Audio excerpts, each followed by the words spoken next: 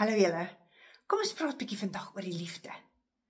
In Johannes 3 vers 16 is natuurlik die gewildste vers oor die liefde, wat staan: God het die wêreld so lief gehad, dat hy sy enigste seun gestuur het, sodat die wat in hom glo, nie verlore sal gaan nie, maar die ewige lewe kan hê. Dan staan natuurlik 1 Korintiërs 13, waar daar sê die liefde is geduldig, die liefde is vriendelik, die liefde is nie jaloers nie, die liefde soek nie sy eie belang nie. Die liefde bedek alles, glo alles, hoop alles en verdra alles. So, hoe leef ons nou hierdie liefde prakties elke dag uit? Dalk kan jy net vir iemand vra, is daar iets waarmee ek jou kan help? Dalk kan jy net 'n glimlag gee, met iemand oogkontak maak in 'n winkelsentrum en 'n glimlag gee.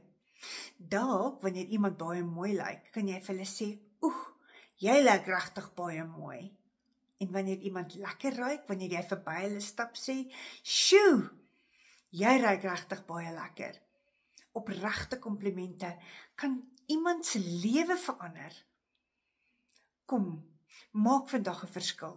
Vra vir iemand rondom jou wat jy vir hulle kan doen. Kom ons gaan uit en ons leef liefde regtig uit. Ek hoor graag wat jy gaan doen. Tot volgende keer.